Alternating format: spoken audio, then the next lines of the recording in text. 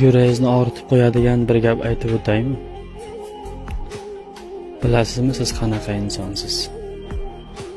Sevmayman deb turib, birgina shirin so'ziga hozirgacha zor bo'lib yurgan, ketdim undan deb qaytishini har sekundda intizorlik bilan kutgan, nafratlanaman undan deb chin yurakdan mehri bilan sog'inib yashayotgan, sevib sevilmagan, ichingiz to'la dard bo'lsa ham insonlarning oldida qaddingizni tik ko'tarib majburan bo'lsa ham kulib yurgan inson, jonidan ortiq yaxshi ko'rgan insonidan xiyonatni ko'rib yuragi chilparchin bo'lgan va hech kimga ishonchi qolmagan bir insonsiz xolos.